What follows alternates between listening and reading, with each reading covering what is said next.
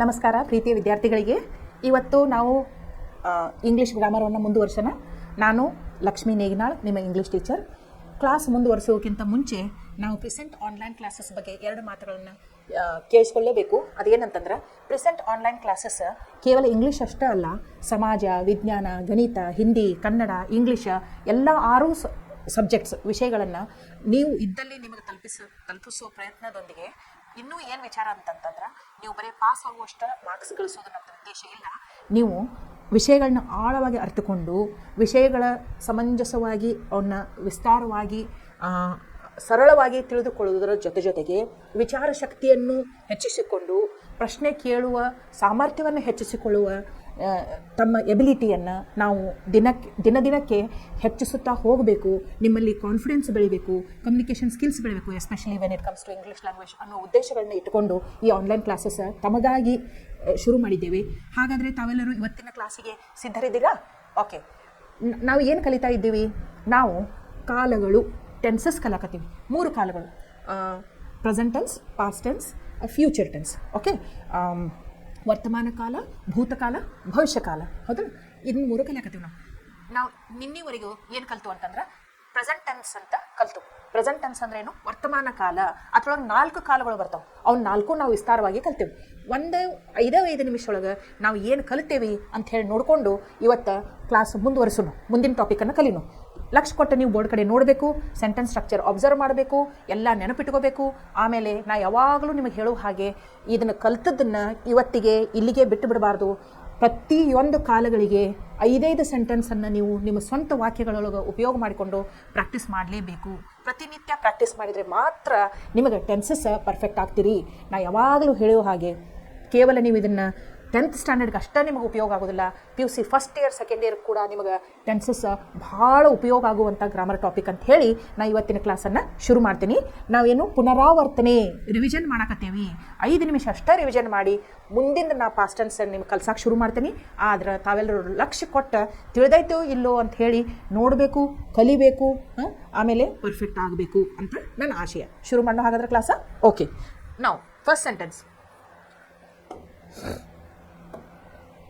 First, simple present tense. Simple present tense ಒಳಗೆ structure of the sentence ಏನು? Subject plus V1 plus s or ES plus object of the sentence. Subject plus V1 plus s or ES plus object of the sentence. I, we, you, he, she, it, they. I ಇದ್ದಾಗ V1 ಅಷ್ಟ ಬರ್ತೈತಿ, but he, she, it ಇದ್ದಾಗ right ಇದ್ದದ್ದು rights ಆಗ್ತೈತಿ, ಗೋ ಇದ್ದದ್ದು goes ಆಗ್ತೈತಿ, do ಇದ್ದದ್ದು does ಆಗ್ತೈತಿ. ಇದನ್ನು ನೀವು ನೆನಪಿಟ್ಕೋಬೇಕು. Okay, next present continuous tense. Continuous tense ಇದರ ಸ್ಟ್ರಕ್ಚರ್ ಆಫ್ ದ ಸೆಂಟೆನ್ಸ್ ಹೆಂಗಿರ್ತೈತಿ? Subject plus I am writing. This is in present continuous tense. Am, is, are plus V1 plus ing plus object of the sentence. I am writing. We are writing. You are writing. You are writing. He, she, it is writing. They are writing. ಅದಕ್ಕೆ helping verbs am, is, are, V1 plus ing. Root form of the ವರ್ಬ್ಗೆ ing ಹಚ್ತೇವಿ. ಯಾವ tense ಒಳಗೆ? Present continuous tense. Next present perfect tense. Present perfect tense. ಇದು structure of the sentence ಹೆಂಗಿರ್ತೈತಿ? ನಾ ಹೇಳಬೇಕಾದಾಗ ನನಗಿಂತ ಮೊದಲು ನೀವು ಹೇಳ್ತಿರ್ಬೇಕಲ್ಲಿ. ನಾ ಇಲ್ಲಿ ಬರೋಕ್ಕಿಂತ ಮೊದಲು ನೀವು ಹೇಳ್ತಿರ್ಬೇಕಲ್ಲಿ. Okay, subject plus have, has plus V3 plus object of the sentence. ಇಲ್ಲಿ ನೋಡ್ರಿ, ಸಬ್ಜೆಕ್ಟ್ ಅಂದರೆ ಈಗ ನಾ ಏನಂದೆ? ಐ ಆಮ್ ರೈಟಿಂಗ್ ಅಂದೆ. ಈಗ ನಾ ಏನು ಹೇಳಬೇಕು? I have written. I have written on the board. We have written on the board. He has written on the board. She has written on the board. Okay, ತೆಲೆಯಾಗಿ ನೆನ್ಪಿಟ್ಕೋಬೇಕು. Have, has ಅಂತ ಹೇಳಿ helping verbs ಬರ್ತಾವೆ.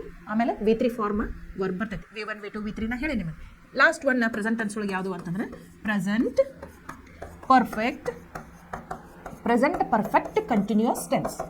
Continuous tense. ಇಲ್ಲಿ ಏನಾಗ್ತೈತಿ? Structure of the sentence subject plus I have been writing. subject plus have has plus been plus V1 plus ing plus object of the sentence. ಗೊತ್ತಾಯ್ತು? Subject plus have has plus been plus V1 plus ing plus object of the sentence. I have been writing. We have been writing. He has been writing since morning. She has been writing since afternoon. She has been writing for 3 hours. He has been waiting for her for half an hour. Okay, for a since ಅಂತ ಉಪಯೋಗ ಮಾಡ್ತೇವೆ ನಾವು. ಇಲ್ಲಿ ಏನು ಬರಬೇಕು? He has been waiting for her for. Okay, for ಅಂತೂ for a since ಬರ್ತಾವೆ ಇಲ್ಲಿ. ಓಕೆ, ಇಲ್ಲಿ ನೋಡ್ರಿ.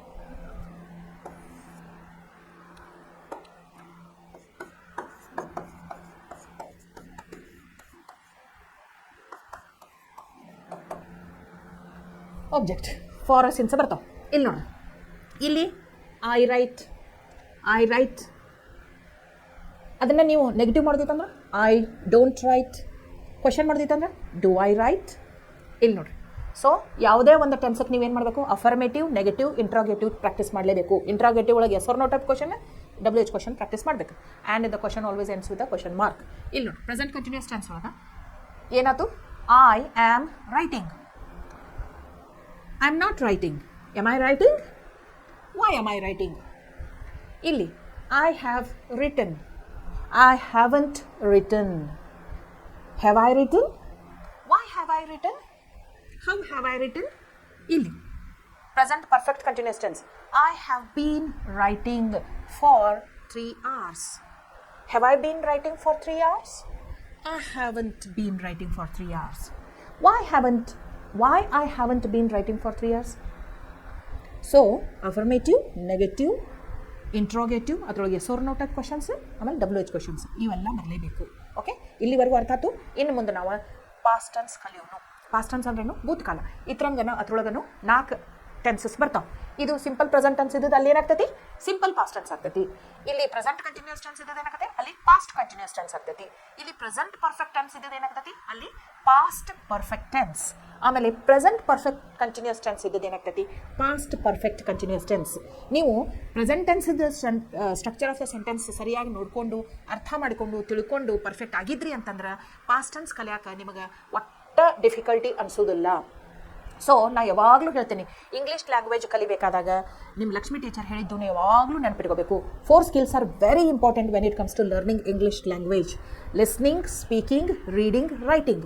ಇವು 4 ನೀವು ಭಾಳ ಲಕ್ಷ್ಯ ಕೊಟ್ಟು ಏನು ಕಲಿತಾ ಹೋದ್ರೆ ನಿಮ್ಗೆ ಇಂಗ್ಲೀಷ್ ಭಾಳ ಸರಳವಾಗಿ ನೀವು ಕಲ್ತು ಬಿಡ್ತೀರಿ. ನೀವು ಇಂಗ್ಲೀಷ್ ಒಳಗೆ ಪರಿಣಿತರಾಗ್ತೀರಿ ಅನ್ನೋದು ನಾ ಗ್ಯಾರಂಟಿ ಕೊಡ್ತೀನಿ ನಿಮಗೆ. Okay, shall we continue with past tense? Okay, ನಾವು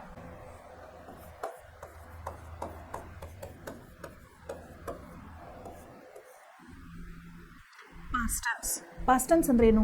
ಈಗ ಸದ್ಯಕ್ಕೆ ಮಾಡುತ್ತಿದ್ದ ಆ್ಯಕ್ಷನ್ಸನ್ನು ನಾವು ಯಾವ ಕಾಲದೊಳಗೆ ಮಾತಾಡ್ತೀವಿ? ವರ್ತಮಾನ ಕಾಲದೊಳಗೆ ಮಾತಾಡ್ತೀವಿ. ಅದ ನಾನು ನಿನ್ನೆ ಆದದ್ದು ಕೆಲಸ, ಮೊನ್ನೆ ಆದದ್ದು ಕೆಲಸ, ಹೋದ ತಿಂಗಳು ಆದದ್ದು ಕೆಲಸ, 10 ವರ್ಷದ ಹಿಂದೆ ಆದದ್ದು ಕೆಲಸ, ಅದ್ರ ಬಗ್ಗೆ ನಾನು ಮಾತಾಡಬೇಕಾದ್ರೆ ನಾನು ಯಾವ ಕಾಲ ಉಪಯೋಗ ಮಾಡಬೇಕು? ಪಾಸ್ಟ್ ಟೆನ್ಸ್, ಭೂತಕಾಲವನ್ನು ಉಪಯೋಗ ಮಾಡಬೇಕು.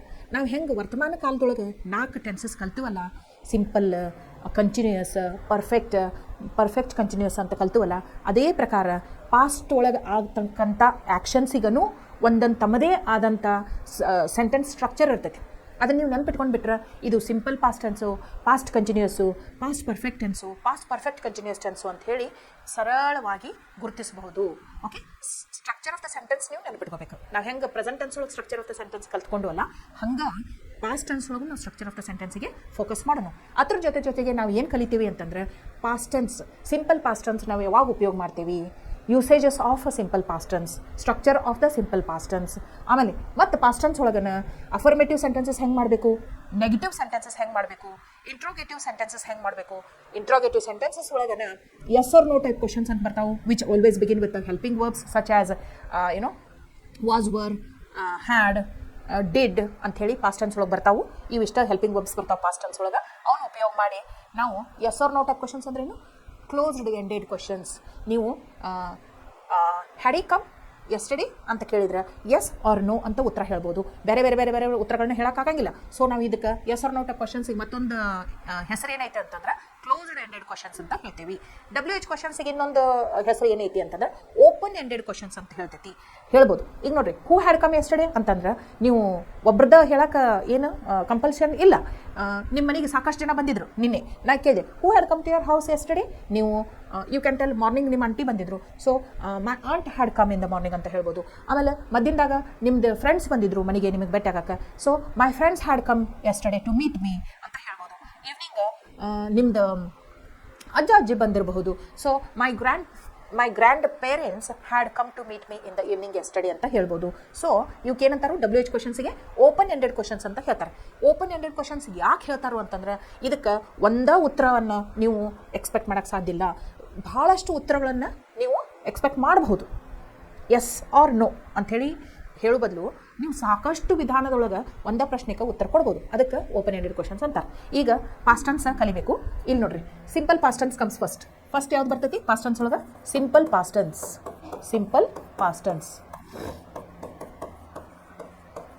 ಸಿಂಪಲ್ ಪಾಸ್ಟ್ ಟೆನ್ಸ್ ಅಂದ್ರೆ ನಾವು ಇದನ್ನು ಯಾವಾಗ ಉಪಯೋಗ ಮಾಡ್ತೇವೆ? ಇಲ್ಲಿ ನೋಡ್ರಿ, ಪಾಸ್ಟ್ ಇಂಡೆಫಿನೆಟು ಅಂತೇವೆ ನಾವು ಇದಕ್ಕೆ. Just like how we say present indefinite, in the same way for past tense also simple past tense can also be called as indefinite past tense.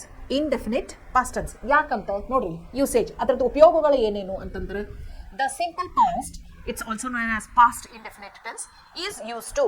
ಅದರ ಉಪಯೋಗಗಳು ಯಾವಾಗ ಆಗ್ತಾವು ಅಂತಂದ್ರೆ first one, express an action that was completed at a definite point in the past. ಈಗ ನೋಡ್ರಿ, ಒಂದು ಭೂತಕಾಲದೊಳಗೆ ಅಂದ್ರೆ ಆಗಲೇ ಆಗಿ ಹೋದಂಥ ಒಂದು ಡೆಫಿನೆಟ್ ಟೈಮ್ ಒಳಗೆ ಅದು ಆ್ಯಕ್ಷನ್ ಕಂಪ್ಲೀಟ್ ಆಗಿರ್ತೈತಿ. ಈಗ ನಾನು ನಿಮ್ಗೆ ಕೇಳ್ತೇನೆ, what were you doing yesterday, ನಿನ್ನೆ ಏನು ಮಾಡಾಕತ್ತಿದ್ದಿ ಅಂತ ಕೇಳ್ತೇನೆ. ನೀವು ಏನು ಹೇಳ್ಬೋದು?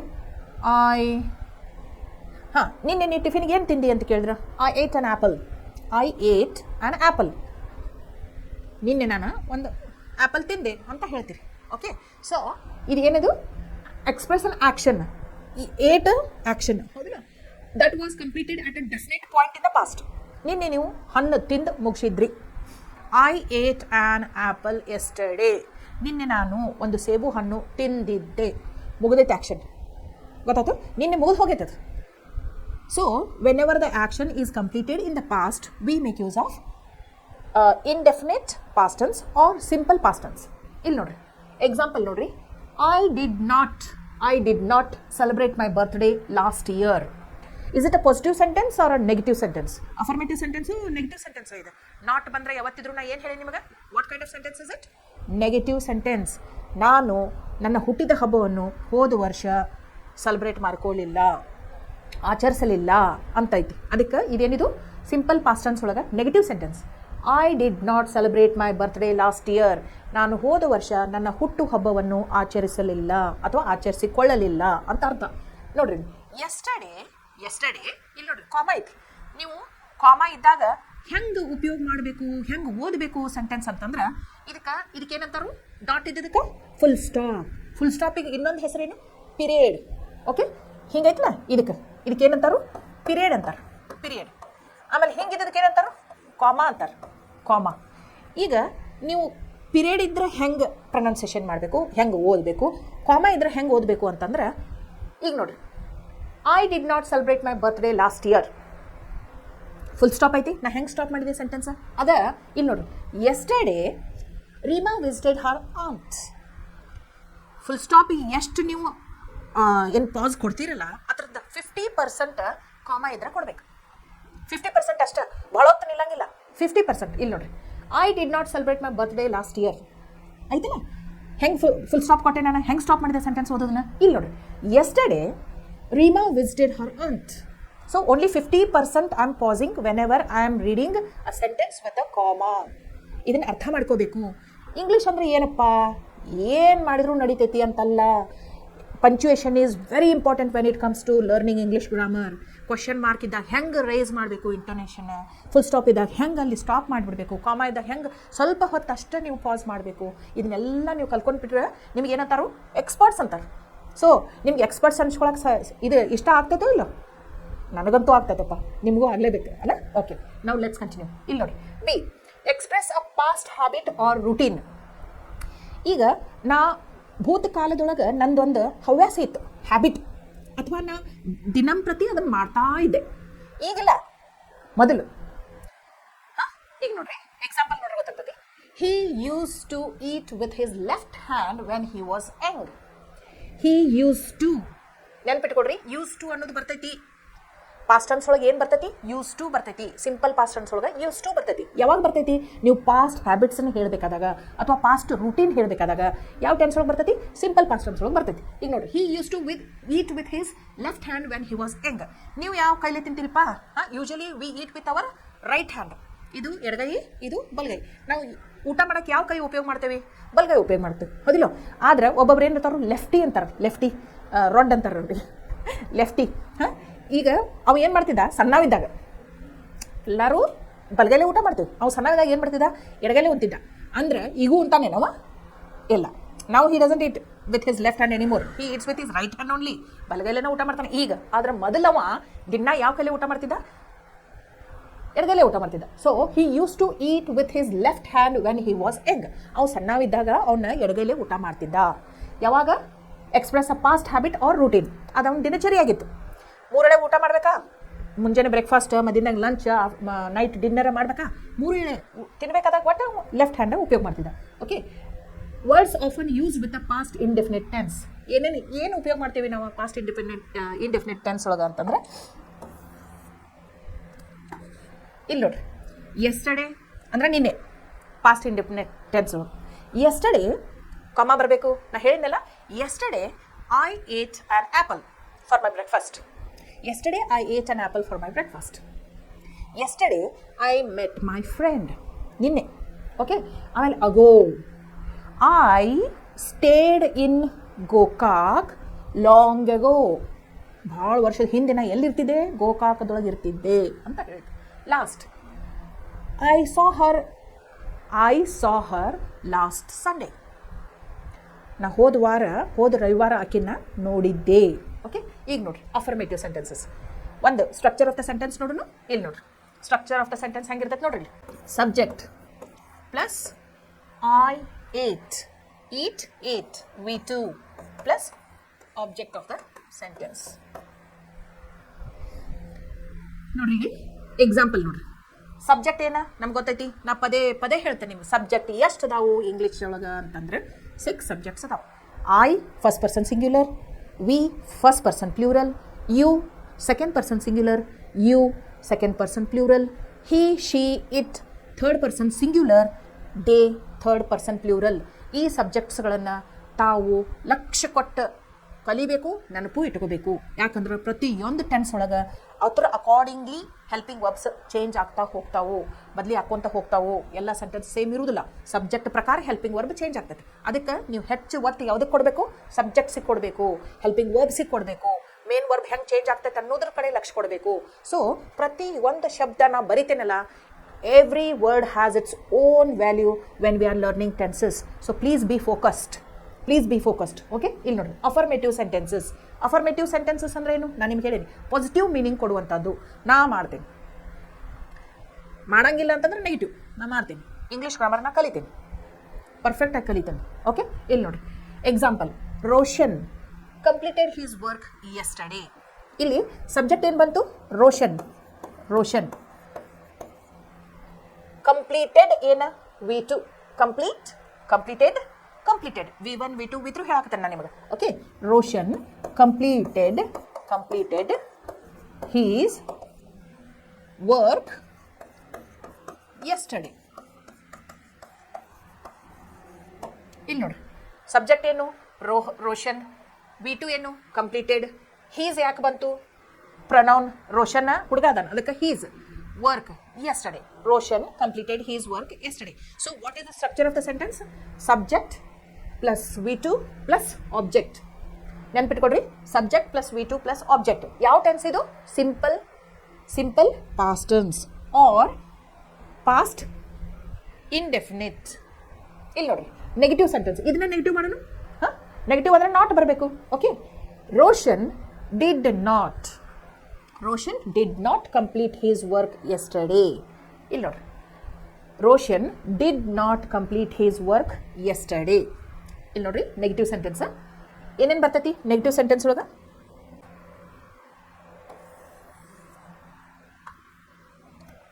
Subject did plus not plus V1 plus object. ಇಲ್ಲಿ ನೋಡ್ರಿ, ಭಾಳ ಲಕ್ಷ್ಯ ಕೊಟ್ಟು ನೋಡ್ಬೇಕೀಗ. ಯಾಕಂದ್ರೆ ಈ ಸೆಂಟೆನ್ಸ್ ಏನಾಗತ್ತೈತಿ, he did not complete his work yesterday ಅಂತ ಆಗತ್ತೈತಿ. ರೋಷನ್ಗೆ ನಾವು ಹೀ ಅನ್ನಕತ್ತೀವಿ ಇಲ್ಲಿ. He did not complete his work yesterday.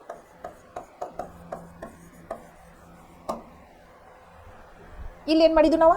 Roshan completed his work yesterday ಅಂದಿದ್ದು ಅಫರ್ಮೇಟಿವ್ ಸೆಂಟೆನ್ಸ್ ಒಳಗೆ. ನೆಗೆಟಿವ್ ಸೆಂಟೆನ್ಸ್ ಒಳಗೆ ಡಿಡ್ ನಾಟ್ ಅಂತ ತಗೊಂಡು. ಆದ್ರೆ ಇದು V2 ಇದ್ದದ್ದು V1 ಯಾಕಾತು ಅಂತ ಹೇಳಿ ನಿಮಗೊಂದು ಪ್ರಶ್ನೆ ಬರಬೇಕಿಲ್ಲ. ನಾ ಏನು ಹೇಳೀನಿ, ಪ್ರೆಸೆಂಟ್ ಆನ್ಲೈನ್ ಕ್ಲಾಸಸ್ ನಿಮಗೆ ಕಲಿಕೆಯ ಮುಖಾಂತರ ಪ್ರಶ್ನೆ ಕೇಳುವ ಸಾಮರ್ಥ್ಯವನ್ನು ಹೆಚ್ಚಿಸಲು ಪ್ರಯತ್ನಿಸುತ್ತಿದೆ ಅಂತ ಹೇಳೇನಿಲ್ಲ. ಸೊ ಇಲ್ಲಿ ಏನು ಕಂಪ್ಲೀಟ್ ಯಾಕಾತು? ಇಲ್ಲಿ ಕಂಪ್ಲೀಟೆಡ್ ಇತ್ತು, ಇಲ್ಲಿ ಕಂಪ್ಲೀಟ್ ಯಾಕಾತು? V2 ಇದ್ದದ್ದು V1 ಯಾಕಾತು? V1 ಅಂದ್ರೇನು? Root form of the verb. ಯಾಕಾತು ಅಂಥೇಳಿ ನಿಮಗೆ ಪ್ರಶ್ನೆ ಬರಬೇಕು. ಪ್ರಶ್ನೆ ಬಂದ್ರೆ ಅಷ್ಟಲ್ಲ, ತಿಳ್ಕೊಳ್ಳುವಂಥ ಕ್ಯೂರಿಯಾಸಿಟಿನೂ ತಮ್ಮಲ್ಲಿ ಬರಬೇಕು. Because curiosity is the mother of invention. Curiosity ಇರಬೇಕು ಯಾವತ್ತು, ಏನು ಆಸಕ್ತಿ ಇರಬೇಕು, ಆಮೇಲೆ ತಿಳ್ಕೊಳ್ಳೋ ಕ್ಯೂರಿಯಾಸಿಟಿ ಇರಬೇಕು. ಓಕೆ, ಇಲ್ಲಿ ನೋಡಿ, ಇಲ್ಲಿ ಇದೇನಿದು ಡಿಡ್. ಡಿಡ್ V1 ಫಾರ್ಮ್ ಏನು? ರೂಟ್ ಫಾರ್ಮ್ ಆಫ್ ಡಿಡ್ ಏನು? ಡು. Do, did, done. ಏನು? V1, V2, V3. ಇಲ್ಲಿ ಲಕ್ಷ ಕೊಡಬೇಕು. Do, did, done. ನಾವು ಇಲ್ಲಿ ಏನು ಮಾಡತ್ತೀವಿ? ಹೀ ಡಿಡ್ ಅಂತ ಹೇಳಿ ಸೆಂಟೆನ್ಸ್ ಬಿಗಿನಿಂಗ್ ಒಳಗೆ ಪಾಸ್ಟ್ ಫಾರ್ಮ್ ಆಫ್ ಡೂ ತೊಗೊಳಕತ್ತೇವೆ, V2 ತೊಗೊಳಕತ್ತೇವೆ. ಇಲ್ಲಿ in the beginning of the sentence ಯಾವ ವರ್ಬ್ ತೊಗೊಳಕತ್ತೇವೆ ನಾವು? V2 ತೊಗೊಳಕತ್ತೇವೆ. V1 ಇದ್ದದನ್ನು V2 ಅಂತ ಚೇಂಜ್ ಮಾಡಿಬಿಟ್ಟೆವು ಆಗಲೇ ಸ್ಟಾರ್ಟಿಂಗನೇ. ಅದಕ್ಕೆ ಅದ್ರ ನೆಕ್ಸ್ಟ್ ಯಾವುದೇ ವರ್ಬ್ ಬಂದ್ರೂ ಸೆಂಟೆನ್ಸ್ ಒಳಗೆ ಅದು ಯಾವ ಫಾರ್ಮ್ ಒಳಗೆ ಇರಬೇಕು? V1 ದೊಳಗನ ಇರಬೇಕು. ಇದನ್ನು ನೀವು ಭಾಳ ಅಂದ್ರೆ ಲಕ್ಷ ಕೊಟ್ಟು ನೆನಪಿನೊಳಗೆ ಇಟ್ಕೋಬೇಕು. ಏನು? ಇಂಗ್ಲೀಷ್ ಗ್ರಾಮರ್ ಒಳಗೆ ಒಂದು ರೂಲ್ ಐತಿ. ಇದು ನಾವು ಮಾಡಿದ್ದಲ್ಲ, ಇಂಗ್ಲೀಷ್ ಗ್ರಾಮರ್ದ ರೂಲ್ ಇದು. ಏನು? ಒಂದು ವಾಕ್ಯವನ್ನು ಬರೆದ್ರೆ ಆ ವಾಕ್ಯದೊಳಗೆ ಮೊದಲು ಬರುವಂಥ ಕ್ರಿಯಾಪದ ಏನಿರ್ತೈತಲ್ಲ ಅದನ್ನು ನಾವು ಬದಲಾಯಿಸಿ V1 ಇದ್ದದನ್ನು V2 ಅಂತ ಇಟ್ಟಿದ್ದು ಅಂತಂದ್ರೆ ಅದರ ನೆಕ್ಸ್ಟ್ ಯಾವುದು ಬರ್ತೈತಲ್ಲ ವರ್ಬ್, ಆ್ಯಕ್ಷನ್ ವರ್ಡ್ ಅಥವಾ ಕ್ರಿಯಾಪದ, ಅದು ಯಾವುದ್ರೊಳಗೆ ಯಾವ ರೂಪದೊಳಗೆ ಇರಬೇಕು? ಅದು V1 ಫಾರ್ಮ್ದೊಳಗನೇ ಇರಬೇಕು, ಬೇಸ್ ಫಾರ್ಮ್ದೊಳಗನೇ ಇರಬೇಕು. It is a rule. ನೀವು ಅದನ್ನು ಚೇಂಜ್ ಮಾಡಿಟ್ರಿ ಅಂದ್ರೆ it is going to be a wrong sentence. ಅದು ತಪ್ಪು ವಾಕ್ಯ ಆಗ್ತದೆ. ಗೊತ್ತಾಯ್ತು? ಇಲ್ಲಿ ನೋಡಿರಿ, ಹೀ ಡಿಡ್ ನಾಟ್. ಡೂ ಇದ್ದದನ್ನು ಡಿಡ್ ಮಾಡ್ಕೊಂಡೀವಿ, ಅದಕ್ಕೆ ಕಂಪ್ಲೀಟೆಡ್ ಇದನ್ನು ಕಂಪ್ಲೀಟೆಡ್ ಅಂತ ಬರೆಯೋಕ್ಕಾಗೋದಿಲ್ಲ. V1 ಫಾರ್ಮ್ದಾಗ ಬರೀಬೇಕು. ಅದಕ್ಕೆ ಕಂಪ್ಲೀಟ್ ಹೀಸ್ ವರ್ಕ್ ಎಸ್ಟರ್ಡೇ ಅಂತ ಆಗಬೇಕು. I hope you understood this. Please remember.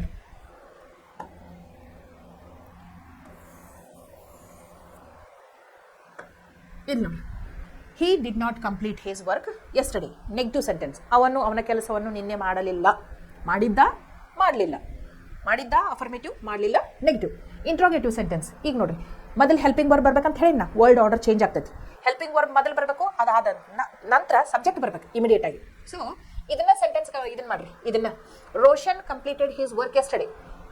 Did Roshan complete his work yesterday? Question mark. Did Roshan complete his work yesterday?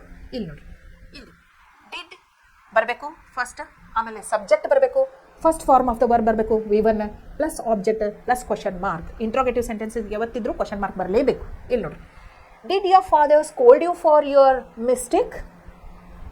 Did your father scold you for your mistake? ನಿಮ್ಮ ತಂದೆ ನೀ ತಪ್ಪು ಮಾಡಿದ್ದಕ್ಕೆ ಬೈದ್ರಾ ಅಂತ ಕೇಳಕತ್ತಾರ. ನಿಮ್ಮ friend ಕೇಳಾಕ್ತಿರ್ಬೋದು, ನೀವೇನೋ ಒಂದು ತಪ್ಪು ಕೆಲಸ ಮಾಡಿರ್ಬೋದು. ಅದಕ್ಕೆ ನೆಕ್ಸ್ಟ್ ಡೇ ನಿಮ್ಮ ಫ್ರೆಂಡ್ ಬೆಟ್ಟಾದಾಗ ಏನು ಕೇಳಿದ, ನಿನ್ನೆ ನಾವು ನಿಮ್ಮ ಮನ್ಯಾಗ ಹೇಳಲಾರ್ದ ಕ್ರಿಕೆಟ್ ಆಡೋಕೆ ಭಾಳ ಹೊತ್ತು ಹೋಗಿದ್ವಲ್ಲ, ಮನ್ಯಾಗ ನಿಮ್ಮ ಅಪ್ಪಾರು ಬೇದ್ರೇನು ಅಂತ ಕೇಳ್ಬೇಕಾದಾಗ did your father scold yesterday for your mistake ಅಂತ ಕೇಳ್ತಾನೆ. ಓಕೆ, ಇಲ್ಲಿ ನೋಡ್ರಿ, ಫಸ್ಟ್ ಏನು ಬರ್ತೈತಿ? Structure of the sentence did ಬರ್ತೈತಿ ಮೊದಲು. Did plus subject plus V1 plus object plus question mark. ಇದು ಯಾವುದು? ಇಂಟ್ರೋಗೇಟಿವ್ ಸೆಂಟೆನ್ಸಿಗೆ. Did your father scold you for your mistake? Understood? ಇದನ್ನು ನೆನ್ಪಿಟ್ಬೇಕು. Did plus subject plus V1 plus object plus question mark. ಇಲ್ಲಿ ನೋಡಿ WH family. WH family question ಇದ್ದಾಗ ಏನು ಮಾಡಬೇಕು? ಮೊದಲು WH ವರ್ಡ್ ಬರ್ತದೆ. ಅದು ವಾಟ್ ಇರ್ಬೋದು, ವೇರ್ ಇರ್ಬೋದು, ಹೂ ಇರ್ಬೋದು, ವೈ ಇರ್ಬೋದು, ಹೂಸ್ ಇರ್ಬೋದು, ಹೂಮ್ ಇರ್ಬೋದು, ಹೌ ಲಾಂಗ್ ಇರ್ಬೋದು, ಹೌ ಫಾರ್ ಇರ್ಬೋದು, ಹೌ ಮೆನಿ ಇರ್ಬೋದು, ಹೌ ಮಚ್ ಇರ್ಬೋದು. ಓಕೆ, ಅದು ಮೊದಲು ಬರ್ತೈತಿ. ಆಮೇಲೆ ಡಿಡ್ ಬರ್ತೈತಿ, ಆಮೇಲೆ ಸಬ್ಜೆಕ್ಟ್ ಬರ್ತೈತಿ, ಆಮೇಲೆ V1 ಬರ್ತೈತಿ, ಆಮೇಲೆ ಆಬ್ಜೆಕ್ಟ್ ಬರ್ತೈತಿ, ಆಮೇಲೆ ಕ್ವಶನ್ ಮಾರ್ಕ್ ಬರ್ತೈತಿ.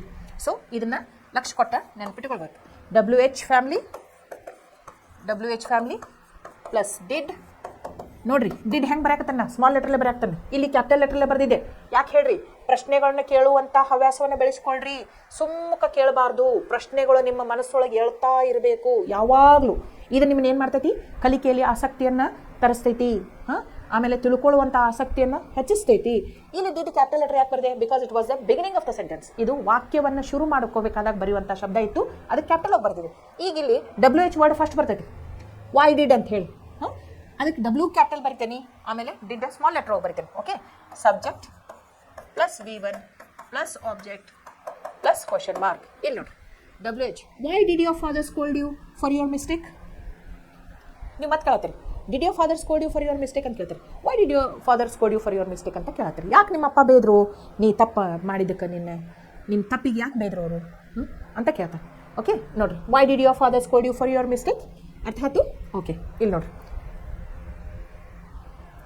First person, second person, third person, singular and plural. The past form remain the same. ಯಾಕಂತಾರೆ I wrote, we wrote, you wrote, he wrote, she wrote, it wrote, they wrote. ಇಲ್ಲಿ ನೋಡ್ರಿ, first person, second person, singular and plural ಎಲ್ಲದಕ್ಕೂ ಏನಾಗ್ತತಿ? ಇದೇನೈತಲ್ಲ verb ಹೆಂಗೆ present tense ಒಳಗೆ change ಆಗ್ತಿತ್ತಲ್ಲ. Simple present tense ಒಳಗೆ ಗೋ ಇದ್ದಿದ್ದು goes ಆಗ್ತಿತ್ತು, ಆಮೇಲೆ ಕ್ಯಾಚ್ ಇದ್ದದ್ದು ಕ್ಯಾಚಸ್ ಆಗ್ತಿತ್ತು, ಹಿ ಶೀಟ್ ಜೊತೆ. ಹಂಗೆ ಪಾಸ್ಟ್ ಟೆನ್ಸ್ ಒಳಗೆ ಬದಲಿ ಆಗೋದಿಲ್ಲ. ಎಲ್ಲ ಸಬ್ಜೆಕ್ಟ್ಸ್ ಜೊತೆ ನಾನು V2 ಇರ್ತೈತಿ. I did, we did, you did, he did, she did, it did, they did. ಅದನ್ನು ನಾವು ಪ್ರೆಸೆಂಟ್ ಟೆನ್ಸ್ ಒಳಗೆ ಮಾಡ್ಬೇಕಾಗಿತ್ತಂದ್ರೆ I do, we do, you do, he does, she does, it does, they do. Third person singular ಜೊತೆ verb change ಆಗ್ತೈತಿ. ಹಂಗೆ ಇಲ್ಲಿ past tense ಒಳಗೆ ಎಲ್ಲ ಸಬ್ಜೆಕ್ಟ್ಸ್ ಜೊತೆ ನಾನು ವರ್ಬ್ ರಿಮೇನ್ಸ್ ದ ಸೇಮ್. ಇದನ್ನು ನೀವು ತಲೆಯಾಗ ನೆನ್ಪಿಡ್ಬೇಕು. It's very important. Okay, note the past forms remain the same for all the 3 persons. That is first person, second person, third person, singular and plural. ಈಗ ನೋಡ್ರಿ, singular and plural ಅಂದರೆ Riya and Sneha went to the park yesterday. ಅದ ನಾವು ಏನಾದರೂ present tense ಒಳಗೆ ಇದನ್ನು ಮಾಡ್ತಿದ್ವು ಅಂತಂದ್ರೆ Riya and Sneha are good friends. Okay, ಹಂಗೆ ಹೇಳ್ಬೋದು. ಅಥವಾ Riya and Sneha have come to our house.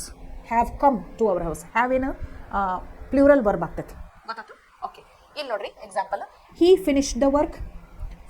Finished V2 ಅದೈತಿ. ಹಿ ಜೊತೆ ಫಿನಿಶ್ಡ್ ಅನ್ನ ಐತಿ. They finish the work, you finish the work, I finish the work. Change ಆಗತ್ತೈತಿ V2 remains V2 only. Verb remains the same with first person, second person, third person and singular plural. The verb remains the same. It doesn't change. This is very important. You must remember. ಈಗ ನೋಡ್ರಿ, fill the blanks with the correct form of the verbs given in the brackets. ಇಲ್ಲಿ ನೋಡ್ರಿ, fill the blanks with the correct form of the verbs given in the brackets. ನಿಮಗೆ ಸರಿಯಾಗಿ ಅರ್ಥ ಆಗಿತ್ತು ಅಂತಂದ್ರೆ, sentence structure ಅರ್ಥ ಆಗಿತ್ತು ಅಂದ್ರೆ, ನಾ ಹೇಳೋದನ್ನ ಎಲ್ಲ ಲಕ್ಷ್ಯ ಕೊಟ್ಟು ಕೇಳಿ ನೆನಪಿಟ್ಕೊಂಡಿದ್ರಿ ಅಂತಂದ್ರೆ, ಇದು ಒಮ್ಮಿಗಿಲೆ ಸಾಧ್ಯ ಆಗುವಂಥ ಮಾತಲ್ಲ. ನಿಮ್ಮ ಪ್ರಯತ್ನ ಸತತವಾಗಿರಬೇಕು, ಪ್ರಾಕ್ಟೀಸ್ ಮಾಡ್ತಾ ಇರಬೇಕು. ಅಂದಾಗ ಮಾತ್ರ ನೀವು ಗ್ರಾಮರ್ದೊಳಗೆ ಎಕ್ಸ್ಪರ್ಟ್ಸ್ ಆಗಬಹುದು. ಅಂದರೂ ಪ್ರಯತ್ನ ಮಾಡಬೇಕು, ಮಾಡ್ಲಾರ್ದ ಬಿಡಬಾರ್ದು. ಓಕೆ, ಪ್ರಯತ್ನ ಮಾಡಿರಿ ಈ ಕ್ವಶನ್ಸ್ ಸಾಲ್ವ್ ಮಾಡೋಕೆ. We dash eat chocolates as dessert in the party. ಸಿಹಿ ಅಂತ ಹೇಳಿ ತಿಂತೇವೆ ನಾವು ಚಾಕ್ಲೇಟನ್ನು. ಇದನ್ನು ಸಿಂಪಲ್ ಪಾಸ್ಟ್ ಟೆನ್ಸ್ ಒಳಗೆ ಬರಿಬೇಕು, ಅಥವಾ ಪಾಸ್ಟ್ ಇಂಡೆಫಿನಿಟ್ ಒಳಗೆ ಬರಿಬೇಕು. ಹೆಂಗೆ? ವಿ ಏಟ್ ಇದ್ದದ್ದು ಏನಾಗ್ತೈತಿ ಪಾಸ್ಟ್ ಟೆನ್ಸ್ ಒಳಗೆ?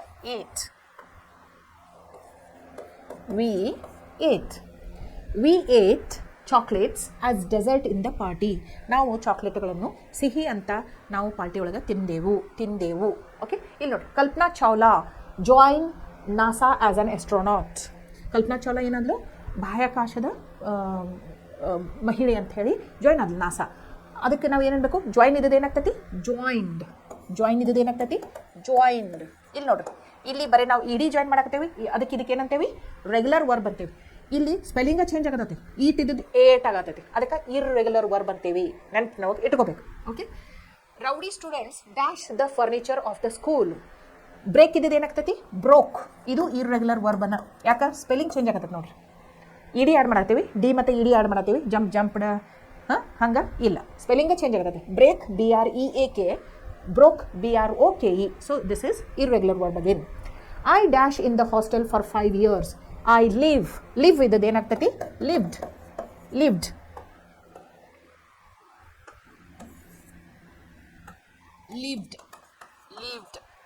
ಐ ಲಿವ್ಡ್ ನೋಡ್ರಿ ವಿ ಪ್ರೊನೌನ್ಸಿಯೇಷನ್ ಮಾಡಬೇಕಾದಾಗ ಇವತ್ತಿದ್ರು you must bite your lower lip ಇಲ್ಲಿ ನೋಡ್ರಿ ಕೆಳಗಿನ ತುಟಿ ಹಿಂಗೆ ಕಚ್ಚಬೇಕು ಲಿವ್ಡ್